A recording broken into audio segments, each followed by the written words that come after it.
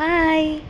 இன்னைக்கு குட்டி விலாகில் நம்ம ஒரு இடத்துக்கு போகிறோம். அதை தான் காமிக்க போகிறேன்.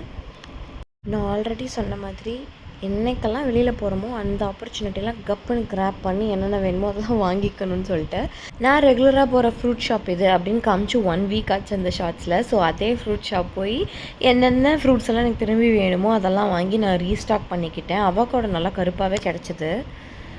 இப்போ நம்ம வந்திருக்கிற இடம் என்னென்னு பார்த்தீங்கன்னா railway station. Railway station renovate பண்ணதுக்கப்புறம் இதுதான் நான் ஃபஸ்ட் டைம் நான் பார்க்குறேன். அந்த மேலே அந்த ரூஃபிங்லாம் வேலை ஆகிட்டு இருந்தப்போ பார்த்தது, பட் கம்ப்ளீட் ஆனதுக்கப்புறம் நான் பார்க்கவே இல்லை. அண்ட் தாரிகனுக்கு இதுதான் ஃபஸ்ட் ரயில்வே ஸ்டேஷன் விசிட். நான் தான் ஏதோ ரொம்ப எக்ஸைட் ஆகி காமிச்சிட்டு இருந்தேன். அவன் அவ்வளோ எக்ஸைட்லாம் ஆகலை, பட் பார்த்தான் அந்த ட்ரெயின் நகர்றதெல்லாம் பார்த்தா. அப்பா ஊருக்கு போயிருந்தாங்க, அவங்கள பிக்கப் பண்ணுறதுக்காக தான் வந்திருந்தோம் நம்ம ஸ்டேஷனுக்கு.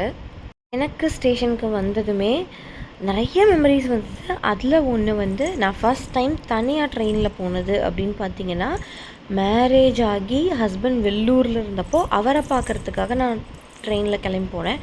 அதுதான் ஃபஸ்ட் டைம் நான் தனியாக போனது.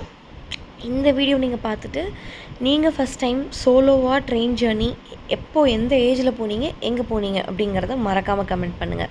அண்ட் அப்பா கும்பகோணம் போயிட்டு வந்தாங்க அப்படிங்கிறதுனால இப்போ வீட்டில் அடுத்து ஒரு ஃபங்க்ஷன் வர இருக்குது. ஸோ அதனால் அதுக்கு பானை பொங்க பானை வாங்கணும். இந்த டைமில் கும்பகோணம் போனதுனால கும்பகோணத்தில் இந்த மாதிரி வெங்கல பொருள்லாம் நல்ல குவாலிட்டியில் நல்ல ப்ரைஸில் கிடைக்கும் அப்படின்னு சொல்லி அம்மா யூடியூப்லேருந்து சில நல்ல ஷாப்ஸ்லாம் தேடி அப்பா கிட்ட அனுப்பிச்சாங்க. அதில் ஒரு ஷாப் நல்ல ரிவ்யூஸ் இருந்தது. ஸ்டே பண்ணியிருந்த இடத்துக்கு கொஞ்சம் நியர்பையாகவே இருந்ததுனால அப்போ அங்கே போயிட்டு வாட்ஸ்அப் வீடியோ கால் அண்ட் வாட்ஸ்அப்பில் ஃபோட்டோ எடுத்து அனுப்பி அப்ரூவ் பண்ணி தான் வாங்கினாங்க. இல்லைனா லேடிஸ் வீட்டில் இருந்துட்டு ஜென்ஸை ஷாப்பிங்க்கு அனுப்புனா அந்த ஷாப்பிங் எப்படி நடக்கும்னு உங்கள் எல்லாருக்குமே தெரியும். அதுவும் பாத்திர கடையெல்லாம் போயிட்டு எங்கள் அப்பா பயங்கரமாக ஷாப் பண்ணுவார். இந்த தடவை ஏதோ கொஞ்சம் கம்மி.